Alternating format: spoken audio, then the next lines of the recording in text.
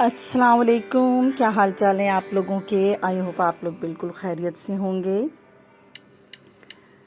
तो जनाब, यहाँ पर जो है पहले ही वीडियो से पता चल गया होगा कि आज बर्थडे है घर में किसी की। तो जी हाँ, आज मेरी छोटी बेटी, सबसे प्यारी बेटी, बहुत ही प्यारी बेटी आमना की बर्थडे है। तो जनाब, संडे के मुनासबत से नाश्ता जो है हलवा पूरी है, जो कि मैं कर रही हूँ इत्मीनान से। और नाश्ता वगैरह करके जो है वो मैं ये फिर सोचने बैठ गई कि आज जो है बर्थडे का इंतज़ाम करना है।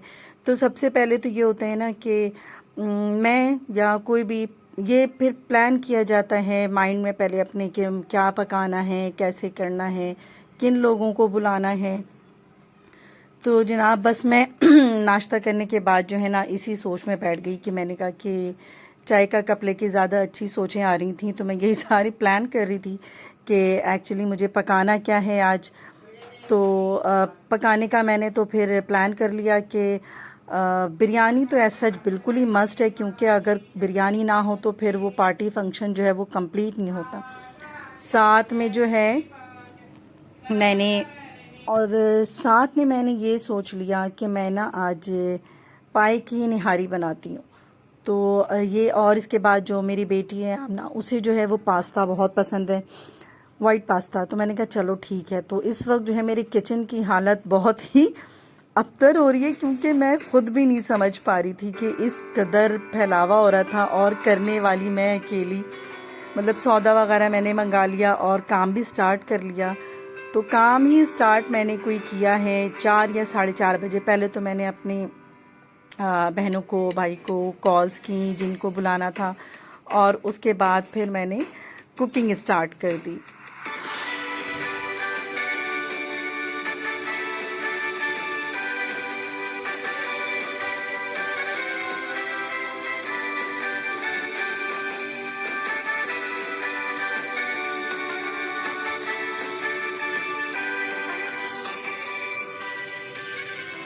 तो जनाब, यहाँ पर सबसे पहले बिरयानी की तैयारी की थी मैंने कि पहले मैं बिरयानी कर लूँ। चावल मैंने एक साइड पे बॉईल करके रख दिए और बिरयानी के लिए मसाला तैयार करने लगी। और एक साइड पर मैंने चिकन और आलू जो हैं उनको सिर्फ लहसुन अदरक और थोड़ा सा मसाला डालकर जो है ना, अदरक लहसुन, बस उसे मैंने चढ़ा दिया, जो कि आप हमेशा देखते होंगे। क्योंकि इस वाली रेसिपी को जो है ना मैं छोड़ना नहीं चाहती। इससे बिरयानी इतनी अच्छी बनती है ना कि आप एक दफ़ा मेरे कहने पे इस रेसिपी को ज़रूर ट्राई करें। ये इतने मज़ेदार, जैसे आपकी ना ये देगों वाली बिरयानी होती है ना बाहर की, तो बिल्कुल वैसा ही टेस्ट देगी।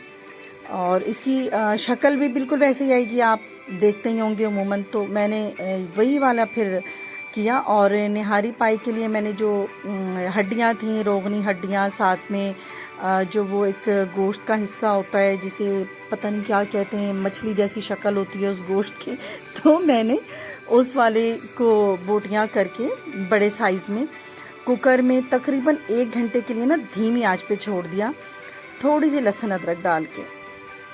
तो धीमे आंच पे रखने का मकसद ये था कि ना वो धीमे धीमे गोश्त और हड्डियां गलेंगी, तो हड्डियों का जो सारा जूस होगा, जो अरक होगा ना, वो भी फिर आएगा।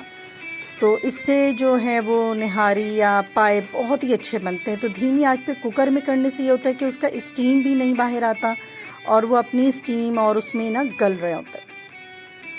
तो माशाल्लाह खाना जो है मैंने कोई 2 घंटे या 2.5 घंटे में मैंने सब कुछ तैयार कर लिया। और खाना तो कोई इतना टेस्टी बना था, मेरे खाने की इतनी तारीफ़ें हुई हैं कल, तो माशाल्लाह से मुझे बहुत खुशी हुई। और जब सब लोग आ जाते हैं तो फिर तो और ही ज़्यादा मज़ा आ जाता है। यकीन करें कि सबके साथ खाने का और सबके साथ इन चीज़ों की दावतों का जो असल मज़ा है ना, वो सब लोगों के साथ है।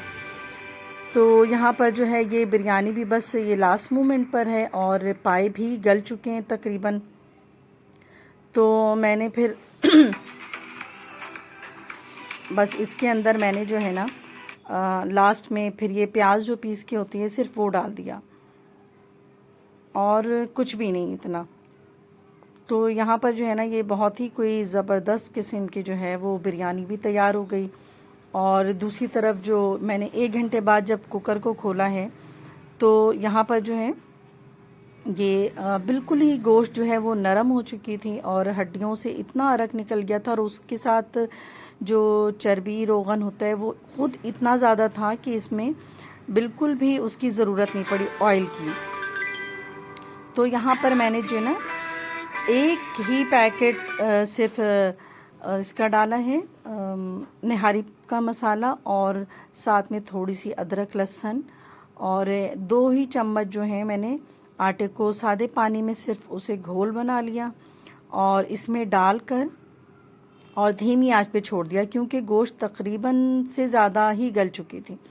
तो अब मुझे सिर्फ मसाले के लिए इसको दम पर लगाना था। तो अब मैंने इसको कोई ज़्यादा ये नहीं किया कि अब इसको मैं प्रेशर दूं, और थोड़ी सी फ्राई प्याज जो है ना वो भी मैंने इसके अंदर ऐड कर दिया है।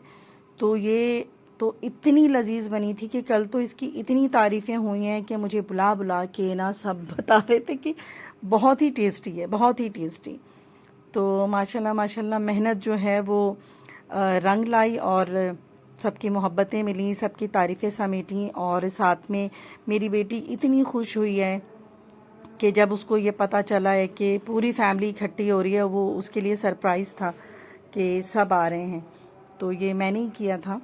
तो लास्ट में बस ये कि किचन थोड़ा बहुत भी मैंने समेट लिया और वाइट पास्ते की भी तैयारी कर ली, क्योंकि इसके बाद जो है ना मुझे मार्केट का काम था। मैंने आमना के लिए कुछ लिया भी नहीं था, और अगले ही दिन से उसके कॉलेज का फर्स्ट डे भी था माशाल्लाह से, तो उसको लेकर मुझे जाना था, उसको बैग वगैरह दिलाना था।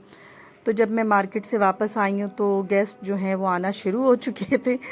तो माशाल्लाह माशाल्लाह, तो आज की पार्टी इतनी अच्छी रही है ना, इतनी अच्छी रही है कि मैं बता नहीं सकती हूँ। साथ में मेरी बेटी इतनी खुश हुई है, और वो लग भी रही थी माशाल्लाह इतनी प्यारी। उसने अच्छी तैयारी की थी, पहले से ही ड्रेस वगैरह जो है उसने मेरे साथ जाके ले लिया था। तो जनाब यहाँ पर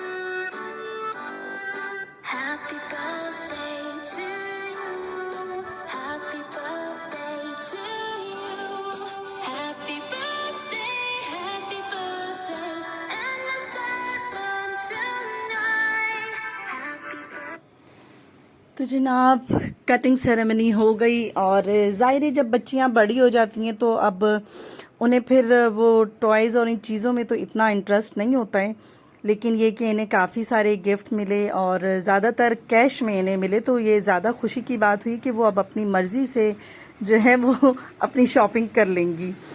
तो यहाँ पर हमने खाना लगा दिया और खाना स्टार्ट हो गया, और सबने बहुत मज़े से खाना खाया। बहुत ही तारीफ़ें मैंने समेटी, जो मैं बार बार कह रही हूँ कि आप लोग मेरी इस रेसिपी को ज़रूर ट्राई कीजिएगा।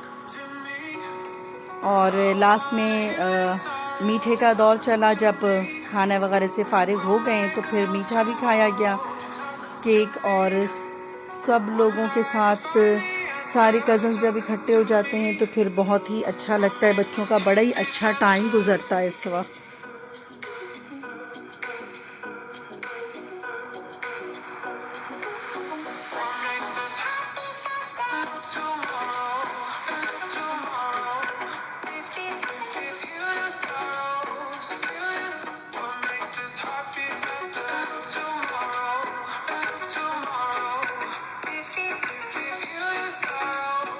तो जनाब बस खाने वगैरह से फ़ारिग होके थोड़ी गपशप लगाई, और जो बच्चों का होता है कि खाने पीने से फ़ारिग होके गपशप लगा के फिर अपने गेम्स में मसरूफ़ हो जाते हैं बच्चे।